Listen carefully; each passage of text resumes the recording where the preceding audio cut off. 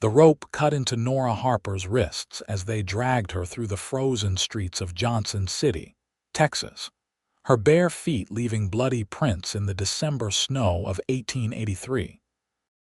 She had done nothing wrong except refuse the advances of Mayor Callahan's son. But in this unforgiving frontier town, the word of a powerful man's heir meant everything, and the protest of a young seamstress meant nothing at all. The crowd that followed her toward the edge of town grew larger with each step, their faces twisted with righteous anger fed by lies.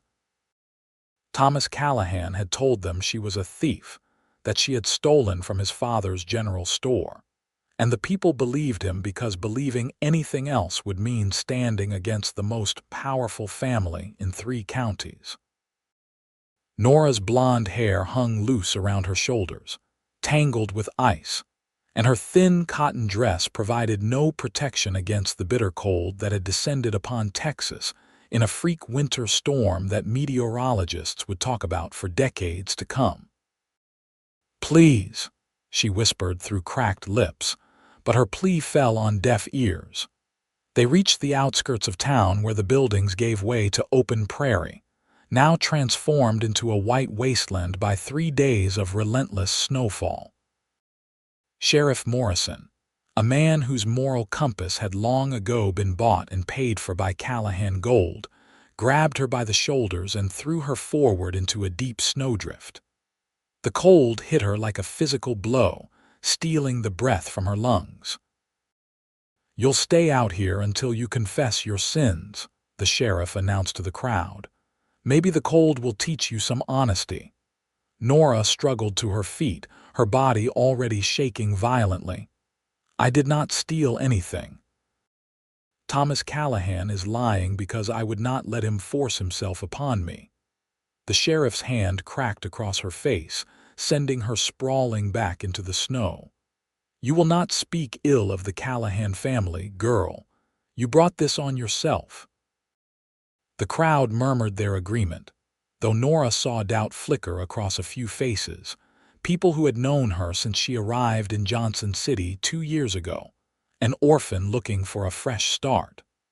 But doubt was not the same as courage, and no one stepped forward to defend her.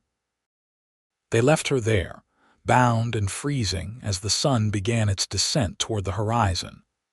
The temperature was already well below freezing, and Norah knew that nightfall would bring cold that could kill.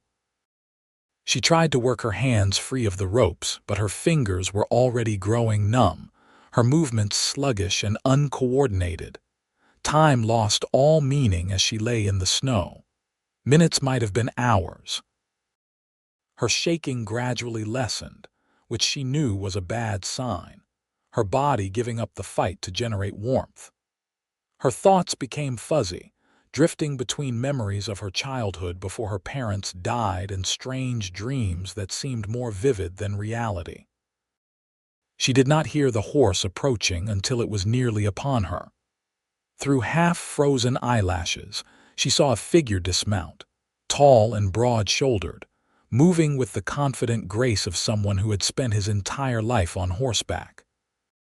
He knelt beside her and she felt strong hands brush the snow from her face. "Jesus Christ," the man breathed, his voice rough with shock and anger. "What kind of monsters would do this?" Norah tried to speak, but her jaw would not cooperate. The man quickly pulled a knife from his belt and cut through the ropes binding her wrists. He shrugged out of his heavy sheepskin coat and wrapped it around her shaking body, then lifted her as easily as if she weighed nothing at all. "You are going to be all right," he said firmly, cradling her against his chest. "I have got you now, you are safe." Through her fading consciousness, Norah managed to focus on his face. He was young, perhaps 25 or 26, with dark brown hair that curled slightly beneath his hat and eyes the color of summer grass. His jaw was strong and clean-shaven, and there was something in his expression that spoke of both strength and kindness, a rare combination on the frontier. "Who?" she managed to whisper. Elijah Reeves, he said, carrying her toward his horse, a sturdy bay gelding that stood patiently despite the cold. And you do not need to tell me anything right now except your name. Norah Harper. Well, Miss Harper, we need to get you warm immediately. My ranch is about 3 miles from here. Can you hold on to me for that long? She wanted to say yes, to assure him she was strong enough, but darkness was creeping in at the edges of her vision. She felt him mount the horse with her still in his arms, settling her across his lap, and then they were moving. He held her tight against him with one arm while guiding the horse with the other, and even in her semi-conscious state, she felt safe for the first time in hours. The ride passed in a blur of cold and warmth, the warmth coming from Elijah's body and the coat that surrounded her. She drifted in and out of awareness, at one point hearing him talking to her in a low, steady voice, telling her about his ranch, about his horses, about anything and everything to keep her focused on his voice rather than the cold. When they finally arrived at his ranch, Norah had enough consciousness left to register a solid 2-story house built of stone and timber, with smoke rising from the chimney. Elijah dismounted carefully and carried her inside, kicking the door shut behind them. The warmth of the interior hit her like a wall and she gasped. "I know it hurts," he said gently, setting her down on a rug near the fireplace. "But we need to warm you up slowly. Too fast and it will be worse." He moved with efficient purpose, building up the fire, bringing blankets and quilts, checking her fingers and toes for frostbite. His hands were gentle but sure as he examined her feet, which were badly cut from being dragged through the frozen streets. "These need to be cleaned and bandaged," he said. "I am going to make you some warm broth first, then tend to your wounds." "All right," Norah nodded, still unable to form coherent words. She watched as he disappeared into what she assumed was the kitchen, returning a few minutes later with a steaming cup. He helped her sit up, supporting her back with one strong arm, and held the cup to her lips. "Slow sips," he instructed. "Just a little at a time." The broth was rich and salty, and it brought tears to her eyes as feeling began to return to her body. With feeling came pain, a burning agony in her hands and feet that made her cry out. "I know," Elijah said softly. "I know it hurts, but pain means the tissue is still alive, that it can heal. You are going to be all right, Norah."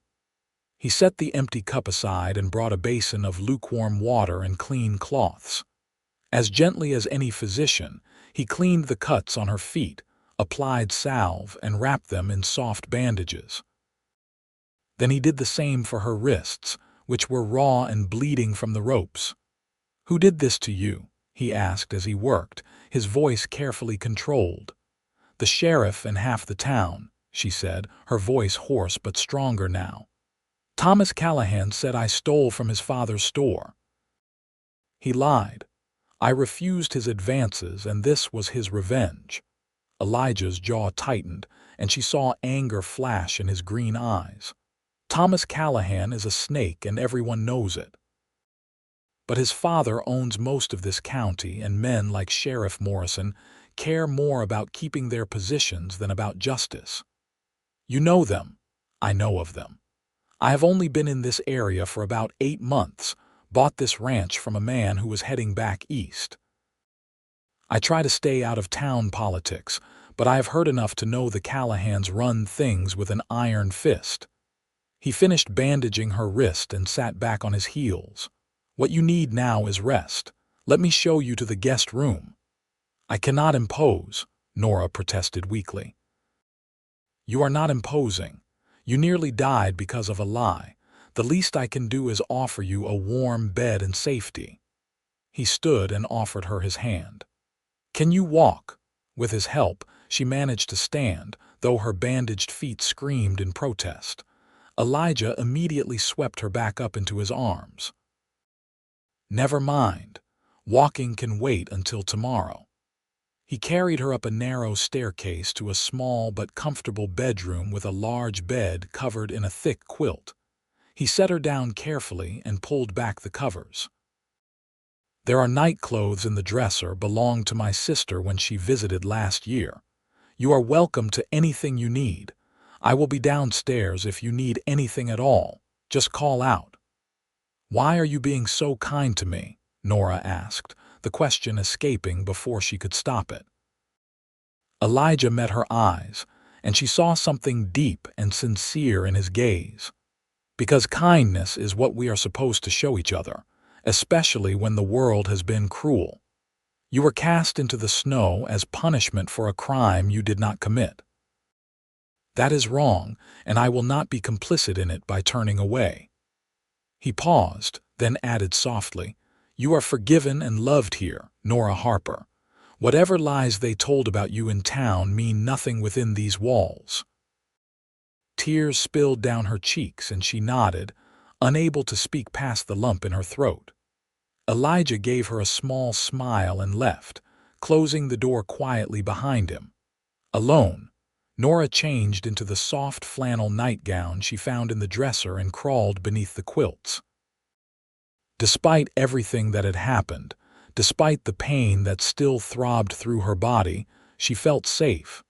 And for the first time in a very long time, she felt valued. The next morning, Norah woke to sunlight streaming through the window and the smell of coffee and bacon drifting up from downstairs. For a moment, she could not remember where she was, then the events of the previous day came flooding back. She sat up carefully, testing her body. Everything hurt, but it was the honest pain of healing rather than the deep cold that had threatened to kill her. She found a simple brown dress in the dresser, along with wool stockings that she managed to pull on over her bandaged feet. Moving slowly, she made her way downstairs, gripping the banister for support. Elijah looked up from the stove as she entered the kitchen, surprise crossing his features. "You should be resting." "I have rested enough," she said, though her shaking legs suggested otherwise. "And I wanted to thank you properly." He pulled out a chair at the small kitchen table. "Sit before you fall over. Breakfast is almost ready." Norah sank gratefully into the chair and watched as Elijah moved around the kitchen with easy competence. He plated eggs and bacon, poured coffee, and set the food in front of her before sitting down across from her with his own plate. "How long have you been managing on your own out here?" she asked. "Since I bought the place. I grew up on a ranch in Montana, so I am used to doing for myself. My parents died when I was 20, left me and my sister a small inheritance. She married a good man and they settled in Colorado. I used my share to come south and start fresh. You raise cattle, some cattle, mostly horses. I breed and train them." His eyes lit up as he spoke, and Norah could see the passion he had for his work. "There is good money in a well-trained horse, and I have a knack for it. Been that way since I was a boy." They ate in comfortable silence for a few minutes. Then Elijah set down his fork and looked at her seriously. "We need to talk about what happens next. Thomas Callahan is not going to be happy that you survived. And if the sheriff was involved in what happened to you, going back to town could be dangerous." "I have nowhere else to go," Norah said quietly. "All my possessions were in my rented room above the dress shop. I worked as a seamstress for Mrs. Patterson. That was my entire life in Johnson City. Then you will stay here until we figure something out. I have plenty of room, and I could use help around the ranch if you are willing to work for your keep. I do not want to put you in danger. If the Callahans find out you helped me, let me worry about the Callahans," Elijah said firmly. "I do not scare easily, and I will not let them intimidate me into abandoning someone who needs help." Over the next several days, Norah healed under Elijah's care. He changed her bandages twice daily, made sure she ate well, and gave her space when she needed it.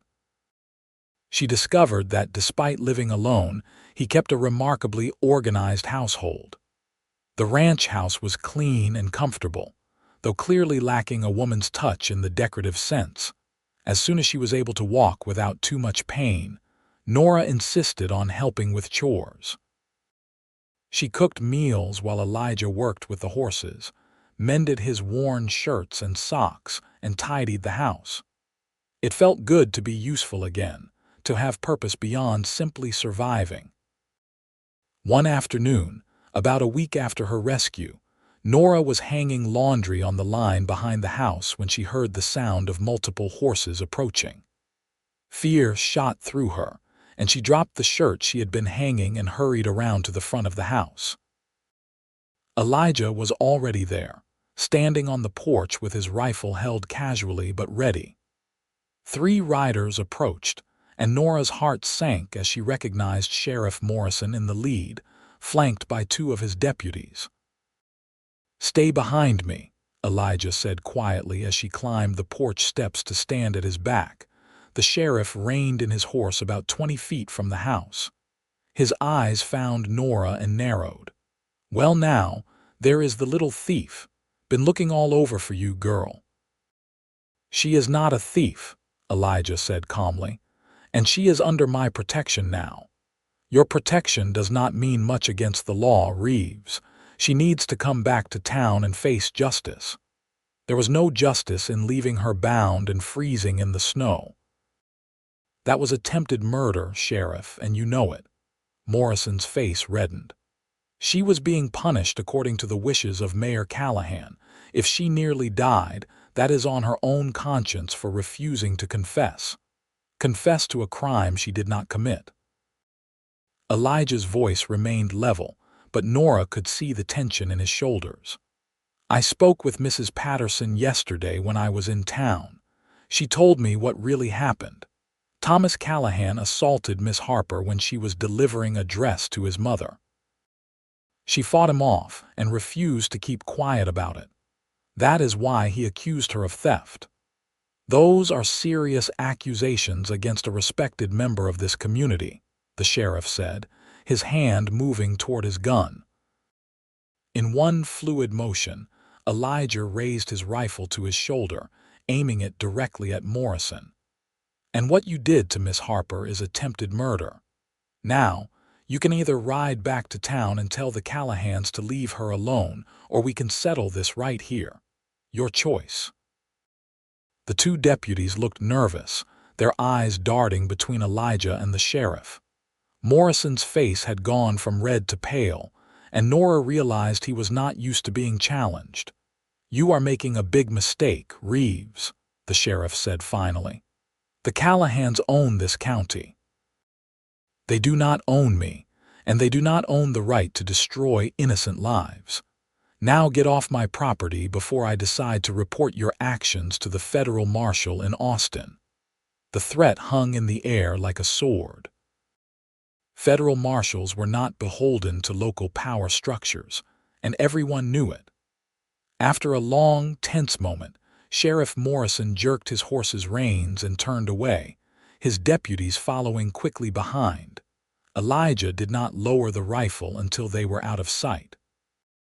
Then he let out a long breath and turned to Norah. "Are you all right?" She nodded, though her hands were shaking.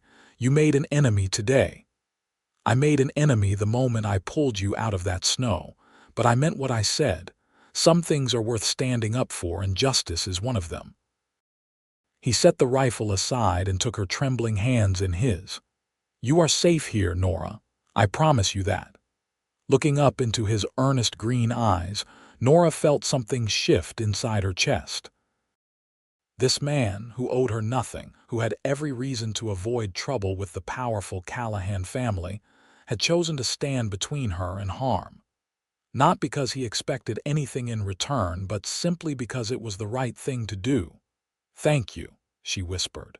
He squeezed her hands gently. "No thanks needed. Now, how about we finish that laundry before it gets dark?" As winter slowly gave way to early spring in 1884, life on the ranch settled into a comfortable rhythm. Norah proved to be an excellent cook and housekeeper, but she was also eager to learn about the ranch work itself. Elijah taught her how to feed and groom the horses, how to mend fences, and even how to ride, something she had never done before coming to Texas. Her first time on horseback was terrifying and exhilarating in equal measure. Elijah put her on his gentlest mare, a sweet-tempered chestnut named Molly, and led her around the corral while explaining the basics of riding. "Relax your shoulders," he instructed, walking beside Molly with one hand on the reins. "The horse can feel your tension and it makes her nervous. Think of it like dancing. You need to move with her, not against her." "I am not very good at dancing either," Norah admitted, clutching the saddle horn with white-knuckled hands. Elijah laughed, and the sound made something warm bloom in her chest. She had grown to love his laugh over the past months, the way it transformed his usually serious face into something boyish and carefree. "You are doing fine. Just breathe and trust Molly.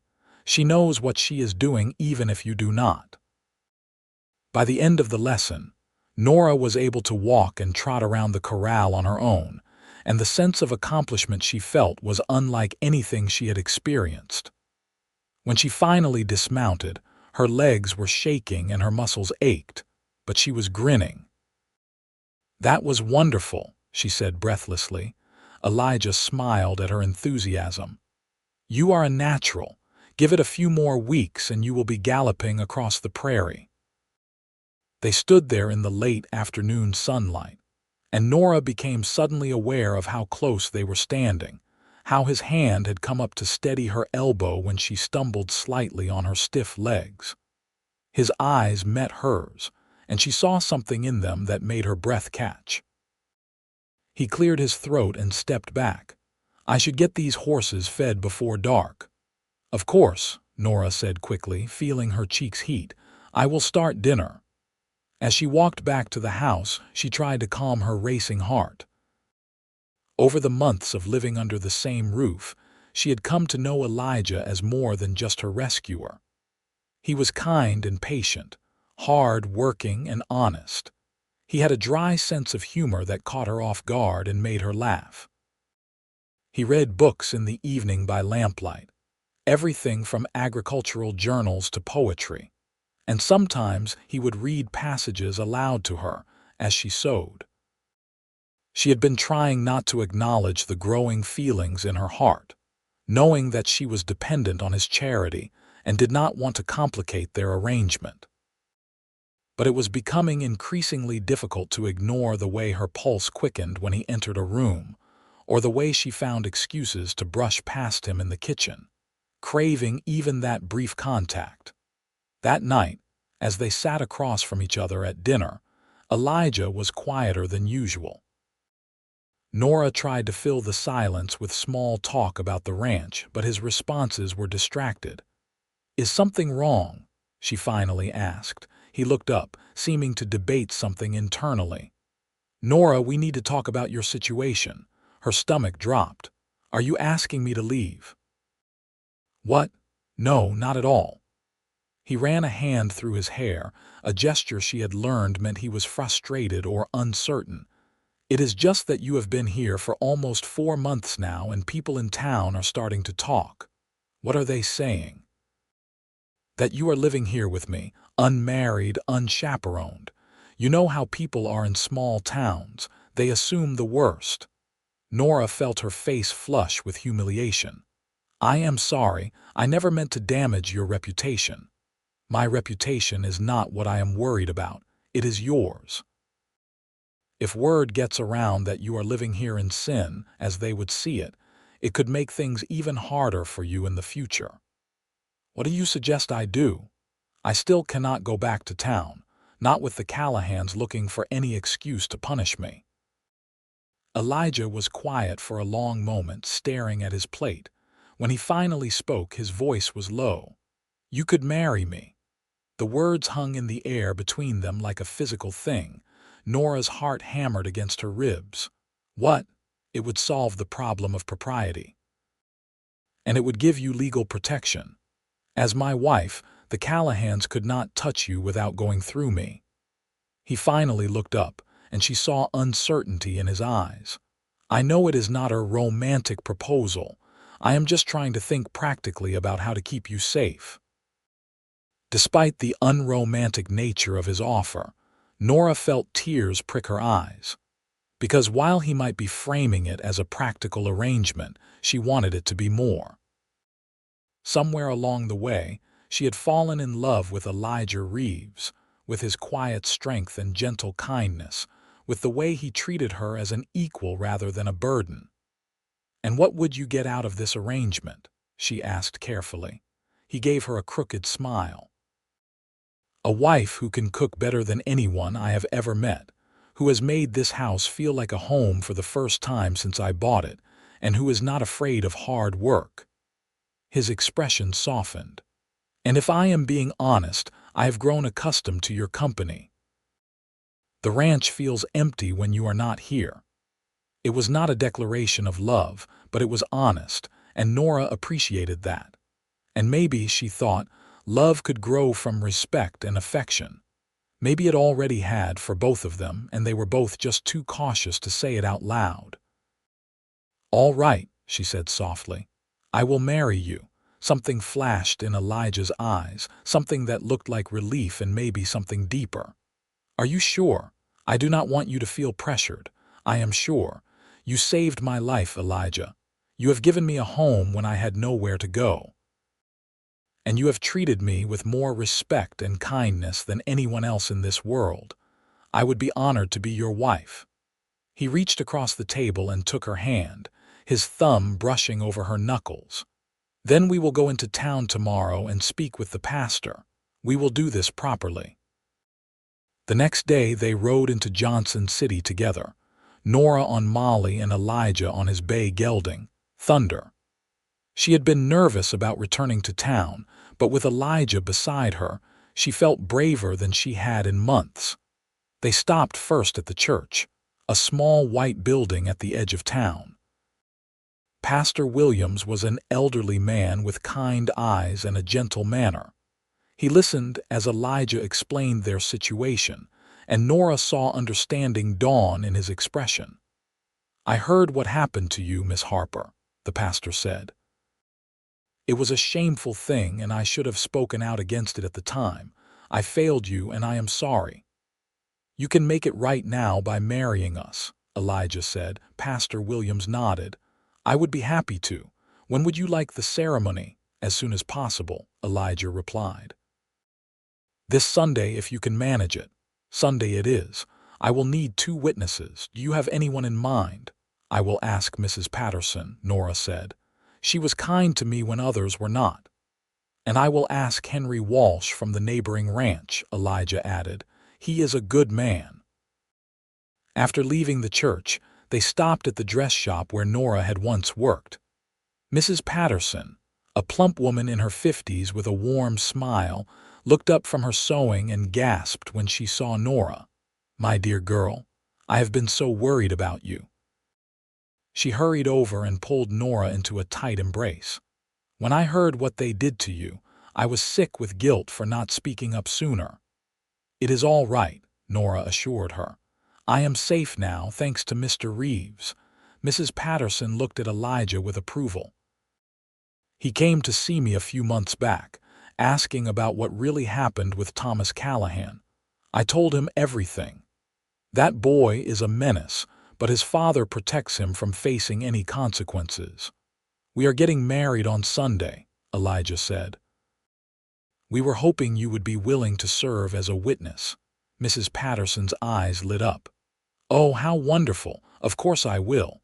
And Norah, you must let me make you a proper wedding dress. I have some beautiful ivory fabric that would be perfect." "I could not ask you to do that," Norah protested. "You are not asking, I am offering. Come, let me take your measurements. We do not have much time, but I can work quickly when I need to." While Mrs. Patterson bustled around taking measurements and pulling out fabric samples, Elijah excused himself to go speak with his neighbor. Alone with her former employer, Norah felt comfortable enough to ask the question that had been weighing on her mind. "Mrs. Patterson, is he marrying me out of pity?" The older woman paused in her work and looked at Norah seriously. "I have known many men in my lifetime, dear, and I can tell you this. A man like Elijah Reeves does not marry out of pity. He might frame it that way to avoid seeming too forward, but I saw the way he looked at you just now. That is not pity in his eyes." "What is it then?" Mrs. Patterson smiled. "That is something you two will figure out together. But I think you have a good chance at real happiness if you are both brave enough to reach for it." On Sunday morning, Norah stood in the back room of the church, looking at herself in the small mirror Mrs. Patterson had brought. The dress was simple but beautiful, made of ivory silk with delicate lace at the collar and cuffs. Mrs. Patterson had worked nearly around the clock to finish it, and Norah was overwhelmed by her generosity. "You look beautiful, Mrs. Patterson said, adjusting the small wreath of dried flowers she had placed in Norah's blonde hair. "I am terrified," Norah admitted. "That is normal. Marriage is a big step, but you are not going into it blind. You have lived with the man for months now, seen him at his best and his worst. You know what you are getting. What if he regrets it? What if he realizes he only married me because he felt obligated?" Mrs. Patterson took Norah's hands in hers. "Look at me, dear. That man chose to stand up to the most powerful family in the county for you. He has protected you, cared for you, and now he is giving you his name. Those are not the actions of a man acting out of obligation. Those are the actions of a man who cares deeply, even if he has not said the words yet." A knock on the door interrupted them. "It is time," Pastor Williams called softly. Norah took a deep breath and nodded. Mrs. Patterson gave her an encouraging smile and opened the door. The church was mostly empty, just Henry Walsh and his wife sitting in the front pew. The Callahans had made sure that most of the town stayed away, but Norah found she did not care. The people who mattered were here. Then she saw Elijah standing at the altar, and everything else faded away. He wore a black suit that she had never seen before, his dark hair neatly combed, and the look on his face when he saw her walking down the aisle took her breath away. It was awe and tenderness, and something that looked very much like love. The ceremony was short and simple. Pastor Williams spoke about commitment and partnership, about weathering life's storms together, and about the sacred trust between husband and wife. When it came time for vows, Elijah took both of Norah's hands in his and spoke clearly. "I, Elijah Reeves, take you, Norah Harper, to be my lawfully wedded wife. I promise to protect you, to respect you, to stand beside you in good times and bad. I promise to be faithful and true for all the days of my life." Norah's voice shook slightly as she repeated the vows, but she meant every word. When Pastor Williams pronounced them husband and wife, Elijah cupped her face gently in his hands and kissed her softly, carefully, as if she were something precious. After the ceremony, Henry and Mrs. Walsh insisted on hosting a small celebration at their ranch. It was a simple affair with good food and better company. Mrs. Walsh was a cheerful woman who kept everyone entertained with stories of their early days on the frontier, and Henry proved to be a skilled fiddle player. When he struck up a waltz, Elijah stood and offered his hand to Norah. "I thought you should know that I am not much of a dancer," he said with a small smile. "Then we will be well matched," Norah replied, taking his hand. He led her through the steps slowly, and she found that she did not mind his occasional missteps, or the way he focused so intently on not stepping on her feet. It was endearing, this glimpse of uncertainty in a man who always seemed so confident. "Thank you," she said softly as they swayed to the music. "For what? For everything. For saving me, for protecting me, for giving me a home and now your name. I will try to be a good wife to you, Elijah." He looked down at her and his green eyes were serious. "You already are. You have been my partner in everything for months now. The only difference is now it is official." He paused, then added in a lower voice, "And there is something I should tell you. I did not marry you out of obligation or to solve a practical problem.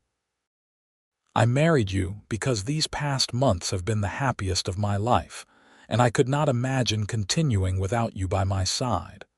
Norah's heart swelled. "Truly, truly.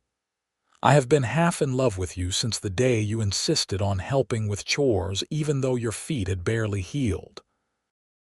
You are strong and brave and kind, and you make me want to be a better man." "You are already the best man I know," she whispered. He pulled her closer, and they finished the dance in comfortable silence, both content in the knowledge that they had found something rare and precious in each other. As the sun set, Elijah and Norah said their goodbyes and rode back to the ranch together. The early spring evening was cool but pleasant, and the prairie stretched out around them in all directions, painted gold and orange by the dying light. When they arrived home, Elijah helped Norah dismount and then stood holding her hands, suddenly looking uncertain again. "I want you to know that there are no expectations tonight," he said quietly. "We can take this as slowly as you need. Your room is still your room, and I will not presume anything." Norah appreciated his consideration, but she also knew what she wanted. She reached up and touched his face, feeling the slight roughness of stubble beneath her palm. "I do not want to sleep alone tonight. You are my husband, Elijah, and I want to truly be your wife." The heat that flared in his eyes made her pulse race, but he remained gentle as he bent to kiss her. This kiss was different from the chaste one in the church, deeper and more passionate, full of the longing they had both been suppressing for months. "Are you sure?" he asked against her lips. "I have never been more sure of anything." He swept her up into his arms and carried her across the threshold of their home, and Norah laughed at the traditional gesture. He carried her up the stairs, but instead of her small guest room, he took her to his larger bedroom at the end of the hall. The lamp on the bedside table cast a warm glow over the room as he set her down carefully. His hands shook slightly as he reached up to remove the flower wreath from her hair, setting it aside with reverence. "You were so beautiful today," he said softly. "I could not believe you were actually marrying me." "I was thinking the same thing," Norah admitted, "that I could not believe someone like you wanted to marry someone like me. Someone like you. Norah, you are extraordinary. You survived something that would have broken most people. You rebuilt your life from nothing. You learned to run a ranch in a matter of months. How could I not want you?" He kissed her again, and this time there was no hesitation from either of them. They undressed each other slowly in the lamplight, taking time to memorize every moment, every touch. Elijah was infinitely patient and tender, making sure she was comfortable and cared for, and when they finally came together as husband and wife, Norah felt a completeness she had never known before. Afterward, they lay tangled in the sheets, Norah's head resting on Elijah's chest as his fingers traced lazy patterns on her shoulder. "I love you," he said into the darkness. "I should have said it before, but I was afraid of pushing you into something you were not ready for." "I love you too," Norah replied, tilting her head up to kiss his jaw. "I think I have loved you for a while now, but I was afraid you only saw me as an obligation. Never that. You are my partner, my equal, my love. And now you are my wife, and I am the luckiest man in Texas." She laughed softly. "The luckiest man in Texas. That is quite a claim." "It is the truth. I found you when I thought I would spend my life alone. You turned my house into a home. You are everything I did not know I was looking for." They talked long into the night, sharing stories of their childhoods, their dreams for the future, all the small details that couples usually learn while courting, but that they had never taken the time to discuss. When they finally fell asleep, it was in each other's arms, and Norah had never felt safer or more loved. The next several months passed in a haze of happiness. Spring turned to summer, and the ranch thrived under their combined efforts. Elijah taught Norah everything he knew about horses, and she proved to have a gentle touch with even the most difficult animals. They worked side by side from dawn to dusk, and their evenings were spent in comfortable companionship, talking and laughing and learning each other in all the ways that mattered. The town of Johnson City slowly came to accept their marriage, though the Callahans never acknowledged Norah's presence when she occasionally accompanied Elijah to town for supplies. She did not care. She had everything she needed at the ranch with Elijah. One hot July afternoon, Norah was in the garden she had planted behind the house when a wave of dizziness hit her so suddenly she had to sit down on the ground. Elijah, who had been working nearby, was at her side in an instant. "What is wrong? Are you all right?" "Just dizzy," she said, fanning herself. "It is so hot today. Come inside out of the sun. You have been working too hard." He helped her into the house and made her sit at the kitchen table while he brought her cool water. Over the next few days, the dizzy spells continued, along with a persistent nausea that was worse in the mornings. "I think you should see a doctor," Elijah said, worry creasing his brow. "I do not think that is necessary," Norah said with a small smile. "I think I know what is causing this." It took him a moment to understand, and then his eyes went wide. "You mean you are with child?" "I think so. All the signs are there. My mother told me stories about her pregnancies before she died. This sounds exactly like what she described." Elijah pulled her into his arms, holding her tight. "A baby, we are going to have a baby." "Are you happy?" she asked, suddenly nervous. "Happy, Norah, I am thrilled, terrified but thrilled." He pulled back to look at her face. "Are you happy?" "Yes," she said, and realized it was true. A year ago, she would never have imagined herself here, married to a good man and expecting his child. Life had a strange way of working out. "I am very happy." They did make the trip to see a doctor in the larger town of Austin, about an hour's ride away, who confirmed what Norah already knew. She was nearly 2 months pregnant, and if all went well, they would have a baby by early February of 1885. Elijah became even more protective than usual, insisting that Norah rest more and take on lighter chores. She protested at first, not wanting to be treated like an invalid, but as her pregnancy progressed and her body changed, she found herself grateful for his care. By autumn, her condition was obvious, and she had taken to wearing loose dresses that accommodated her growing belly. Elijah would often place his hand on her stomach, marveling at the movements of the baby within. "I think it is a girl," he said one evening as they sat together on the porch watching the sunset. "What makes you say that?" "Just a feeling. And I think we should name her Elijah, after my mother." "Elijah Reeves," Norah said, testing out the name. "I like it, but what if it is a boy?" "Then we will name him whatever you like. You should have a say too." "Nathan," she said after a moment. "It was my father's name. Nathan it is if we have a son." He laced his fingers through hers. "Either way, this child is going to be so loved." "I know," Norah said softly. "And so lucky to have you as a father." Winter came early that year, though nothing like the freak storm that had nearly killed Norah the year before.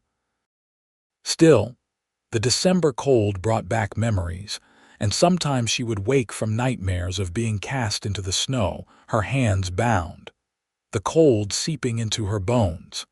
Each time it happened, Elijah would wake with her, holding her close and whispering reassurances until she calmed. "You are safe," he would tell her. "You are here with me, warm and safe and loved. Nothing is going to hurt you." "I know," she would whisper back. "I am sorry for waking you. Never apologize for needing me. That is what I am here for."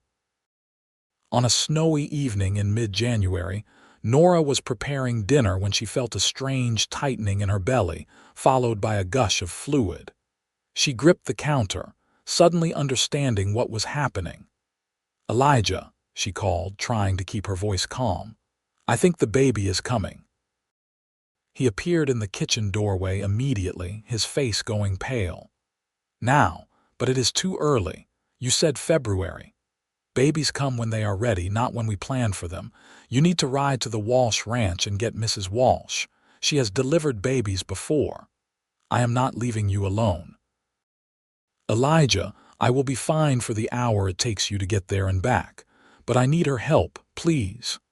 He looked torn but finally nodded. "All right. Get to bed and try to stay comfortable. I will be back as fast as I can." He grabbed his coat and was out the door in moments, and Norah heard thunder galloping away into the winter night. She made her way slowly upstairs, changed into a nightgown, and got into bed just as another contraction hit. Time became strange after that, measured only by the waves of pain that came with increasing frequency. She tried to remember everything her mother had told her about childbirth, tried to breathe through the contractions the way she had been instructed. It felt like hours before she heard horses outside and then footsteps on the stairs. Mrs. Walsh bustled into the room with Elijah right behind her, looking frightened and helpless. "Well now, let us see what we have here, Mrs." Walsh said cheerfully, setting down her bag and washing her hands in the basin Elijah had filled. She examined Norah quickly and nodded. "You are doing just fine, dear. Still have a ways to go, but everything looks as it should. Is she going to be all right?" Elijah asked from his position by the door. "She is going to be fine, and so is your baby.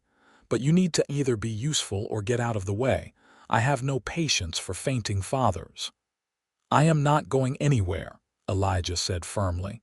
He came to Norah's side and took her hand. "What do you need me to do?" Mrs. Walsh gave him instructions, and he followed them without hesitation, bringing cool cloths for Norah's forehead, supporting her back, speaking soft encouragements.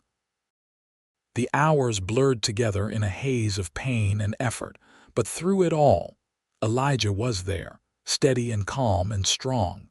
Finally, as dawn light began to creep through the windows, Mrs. Walsh announced that it was time to push. Norah bore down with all her strength, following instructions, squeezing Elijah's hand so hard she thought she might break his fingers. And then, suddenly, there was a cry, thin and angry, and the most beautiful sound Norah had ever heard. "It is a boy, Mrs." Walsh announced, wrapping the baby in a clean blanket and placing him on Norah's chest. "A healthy, strong boy." Norah looked down at her son, tiny and red-faced and perfect, and felt tears stream down her face. Elijah stared at the baby with an expression of wonder and disbelief, reaching out with one finger to touch the impossibly small hand. "Nathan," Norah whispered. "Our Nathan." "He is perfect," Elijah said hoarsely. "You are perfect. Thank you, Norah. Thank you for him, for this, for everything." Mrs. Walsh efficiently cleaned up and helped Norah get comfortable with the baby, showing her how to nurse him. When everything was settled and mother and child were resting peacefully, she pulled Elijah aside. "You did well in there," she said quietly. "Not every man can handle being present for a birth." "I could not have been anywhere else," Elijah replied. "Is she truly all right, the baby too, both healthy and strong? You have a beautiful family, Mr. Reeves. Cherish them." "I will, every day for the rest of my life." After Mrs. Walsh left, Elijah climbed carefully into bed beside Norah and their son, wrapping his arms around them both. "I never imagined I could be this happy," he said softly. "A year and a half ago, I was alone on this ranch, convinced that was how I would spend my life. And then I found you in the snow and everything changed." "You saved me," Norah said, leaning her head against his shoulder. "In every way a person can be saved." "We saved each other," he corrected. You gave me purpose and joy and a family. You turned this house into a home." They lay together watching their son sleep, marveling at his tiny fingers and the dark hair that covered his head, at the miracle of this new life they had created together. The next few months were exhausting and wonderful in equal measure. Nathan was a demanding baby who seemed to have his days and nights confused, and Norah found herself walking the floors at all hours trying to soothe him. But Elijah was always there to help, taking turns with night feedings, changing diapers without complaint, and singing off key lullabies that somehow managed to calm the baby when nothing else would. As winter gave way to spring, Nathan began to settle into a routine, and life on the ranch found a new rhythm. Norah would work with the baby strapped to her back in a sling she had sewn, and Nathan would watch the world with wide, curious eyes. One afternoon in May, Norah was hanging laundry while Nathan napped in a basket in the shade when she heard horses approaching. She tensed, old fears rising, but relaxed when she recognized Mrs. Patterson's buggy. The older woman climbed down with some difficulty, and Norah hurried over to help her. "Mrs. Patterson, what are you doing out here? Is everything all right?" "Everything is fine, dear. I just had to come tell you the news in person." She smiled broadly. "Thomas Callahan has been arrested." Norah's heart began to pound. "What? It turns out you were not the only girl he assaulted. 3 other young women came forward to the federal marshal when he came through last week. The marshal investigated, found enough evidence to charge Thomas with multiple counts of assault, and took him away in chains. His father tried to intervene, but federal law trumps local corruption. Thomas is going to face justice." Relief and vindication washed over Norah so powerfully that her knees went weak. "I cannot believe it. Believe it. Your courage in surviving what they did to you, in refusing to be silenced, it inspired others to come forward. You helped stop him from hurting anyone else." Elijah had come around from the barn, drawn by the sound of voices. When Norah told him the news, he pulled her into a tight embrace. "It is over," he said. "Truly over. They cannot hurt you anymore."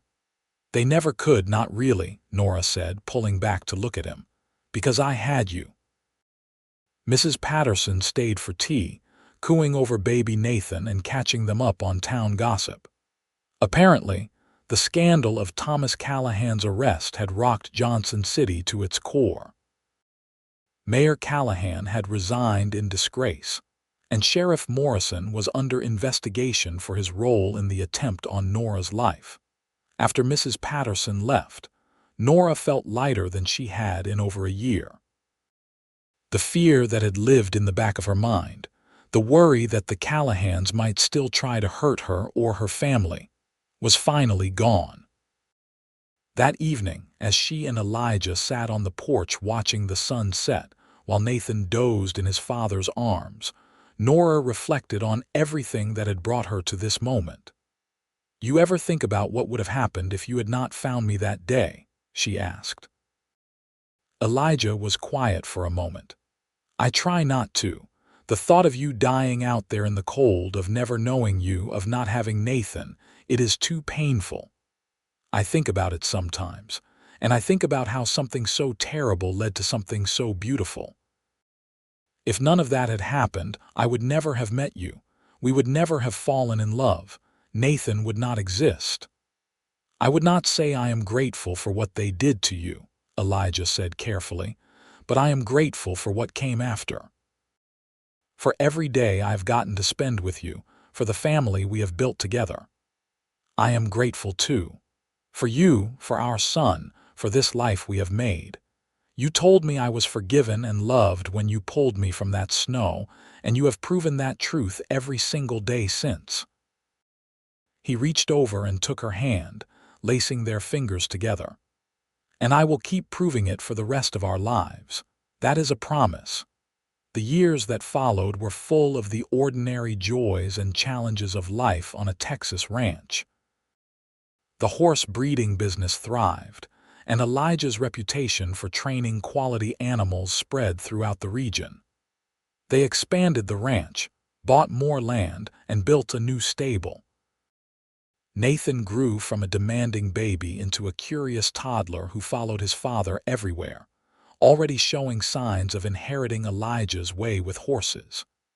When he was 3, Norah gave birth to a daughter, Eleanor, who had her father's green eyes and her mother's blonde hair. 2 years after that came another son, Samuel, who was quieter than his older siblings but possessed a keen intelligence and gentle nature. Through it all, Norah and Elijah's love deepened and matured. They had their disagreements, as all couples do, but they had learned to communicate honestly and work through problems together. The foundation of respect and partnership they had built in those early days remained strong. On a winter evening in December of 1893, exactly 10 years after the night Elijah had found Norah in the snow, they stood together on the porch of their home. The children were asleep inside, the ranch was quiet, and the sky was clear and full of stars. 10 years, Norah said softly. Can you believe it has been 10 years? Sometimes it feels like a lifetime, and sometimes it feels like yesterday, Elijah replied, wrapping his arms around her from behind. Do you have any regrets? Not a single one. You. Only that I did not find you sooner, that we did not have even more time together. Norah turned in his arms to face him. We have all the time we need, and we have made the most of every moment. That we have. He kissed her softly, the kind of kiss that spoke of a decade of love and intimacy. I love you, Norah Reeves. I loved you when I pulled you from that snow, I loved you when I married you, and I will love you for every day that remains to us. And I love you, Elijah. My rescuer, my husband, my best friend. Thank you for showing me what it means to be truly forgiven and loved. They stood together in the winter night, comfortable in the silence, content in each other's presence.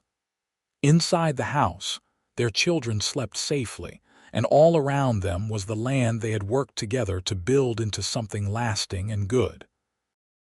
The story of how they met, of Norah's near death and Elijah's rescue, had become a tale told around the fireplace on cold nights. The children never tired of hearing how their father had saved their mother, how his first words to her were a promise of forgiveness and love that he had kept every day since. As the years continued to pass, the Reeves Ranch became known throughout Texas, not just for its fine horses, but for the love that was evident in everything the family did. Neighbors spoke of the way Elijah and Norah looked at each other, even after decades of marriage, the way they still held hands when they walked together, the way they worked as a seamless team. Nathan grew into a fine horseman who eventually took over much of the training operation. Eleanor inherited her mother's talent for sewing and began designing riding clothes that became popular throughout the region. Samuel showed an aptitude for business and helped expand the ranch's reach into new markets.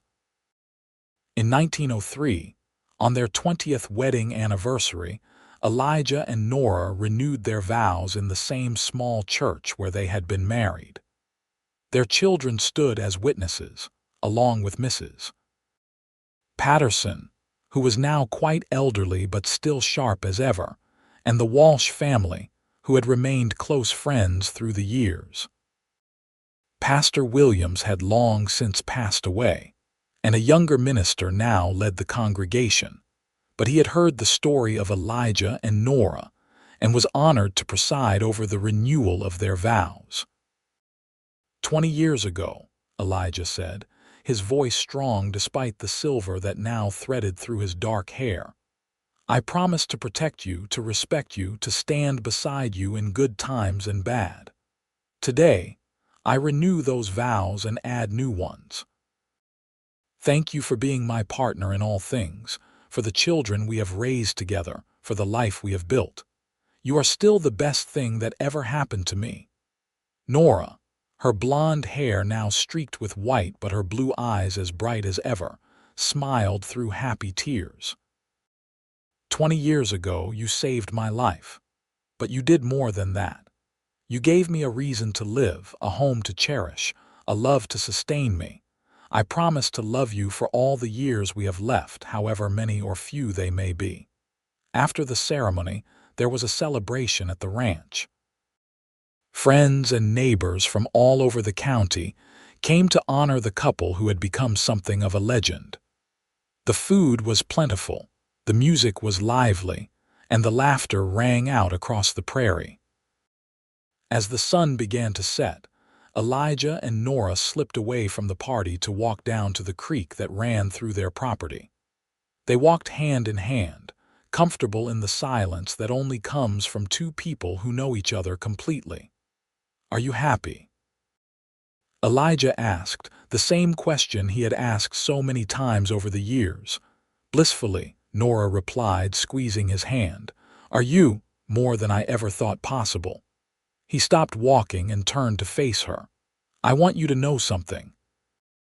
If I could go back and change anything about our lives, I would not even the hard parts, because all of it, every challenge and triumph brought us here to this moment." "I feel the same way," Norah said. "Even that terrible night in the snow, I would not change it because it led me to you. You lifted me up when I had been cast down, and you have kept lifting me up every day since." They stood together by the creek, watching the water flow past, listening to the sounds of the party in the distance. The children's laughter drifted on the wind, along with music and the low murmur of conversation. "We have built something good here," Elijah said. "A family, a home, a legacy. When we are gone, this ranch will continue, and our grandchildren and great-grandchildren will tell the story of how it all began." "With love," Norah said softly. "It all began with love. Your love saved me, and my love gave you purpose, and together we created all of this." As darkness fell, they made their way back to the house, where their children and friends waited. The party continued late into the night, full of dancing and storytelling, and the kind of joy that comes from community and belonging.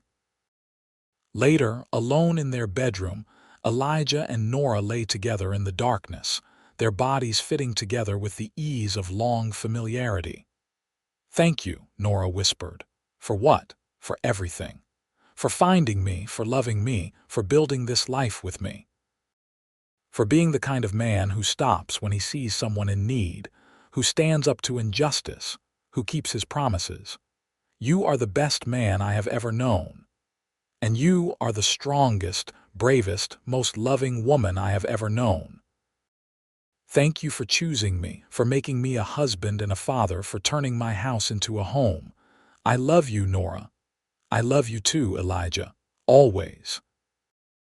They fell asleep in each other's arms, content and at peace, secure in the knowledge that whatever challenges the future might bring, they would face them together. The years continued to flow like the creek on their property, steady and sure.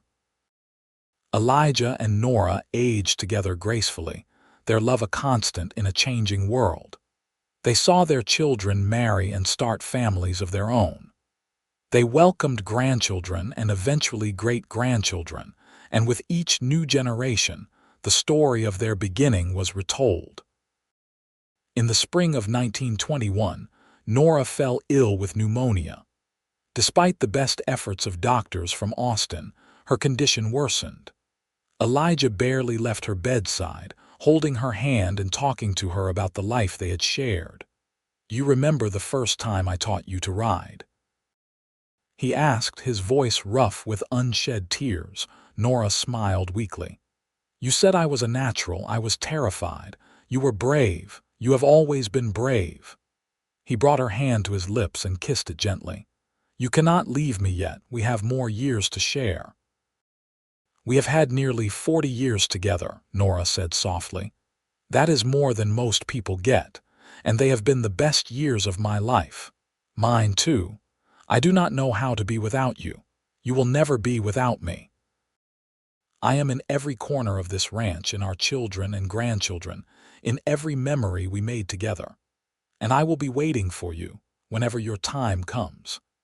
Despite everyone's prayers and hopes, Norah passed away peacefully 3 days later, surrounded by her family. Elijah held her as she took her last breath, whispering that he loved her, that she had been the great joy of his life. The funeral was attended by hundreds of people from all over Texas. Norah Reeves had touched countless lives through her kindness, her strength, and the example of love she and Elijah had set. She was buried on a hill overlooking the ranch, beneath a spreading oak tree. Elijah lived for 3 more years after Norah's death, though everyone said a part of him had died with her. He spent his days working the ranch alongside his children and grandchildren, and his evenings sitting on the porch, talking to Norah as if she were still there beside him. On a cold December night in 1924, exactly 41 years after he had found Norah in the snow, Elijah died peacefully in his sleep. His children found him the next morning with a smile on his face, and they knew he had gone to join his beloved wife. He was buried beside Norah under the oak tree, and the headstone read, "Elijah Reeves, devoted husband, father, and friend. He showed us what it means to love without condition." The ranch continued to thrive under the management of their children and grandchildren, and the story of Elijah and Norah became a cherished family legend.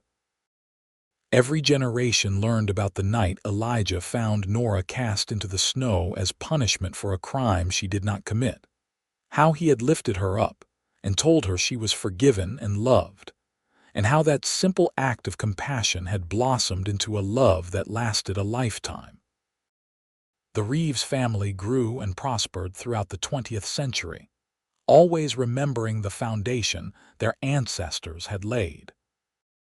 They remembered that love is a choice made every day, that forgiveness is powerful, that standing up for what is right matters, and that sometimes the darkest moments can lead to the most beautiful beginnings.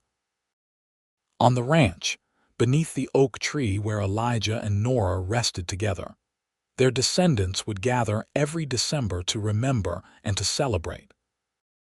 They would tell the story again, keeping it alive for new generations, ensuring that the legacy of forgiveness, love, and courage would never be forgotten. And in the retelling, the story became more than just a tale of 2 people who found love in unexpected circumstances. It became a reminder that even in the darkest times when we feel cast out and forgotten, there is hope. There is always the possibility of rescue, of forgiveness, of a new beginning. There is always the chance that someone will come along, lift us up, and remind us that we are worthy of love. The story of Elijah and Norah Reeves lived on, passed down through generations, a testament to the enduring power of love, compassion, and the simple but profound act of choosing to help someone in need. Their love had transformed not just their own lives, but the lives of everyone they touched, creating ripples that spread far beyond the boundaries of their ranch in Johnson City, Texas. And so the tale ended as all the best love stories do, not with a dramatic flourish but with the quiet certainty that true love, once found, never truly dies. It lives on in the hearts and memories of those left behind, in the values passed down through families, in the choices people make to be kind and compassionate and brave. Elijah had lifted Norah from the snow and told her she was forgiven and loved, and that single moment of grace had echoed through decades, through generations, through time itself, proving that love in its purest form is the most powerful force in the universe. It can heal wounds, right wrongs, transform lives, and create legacies that last forever.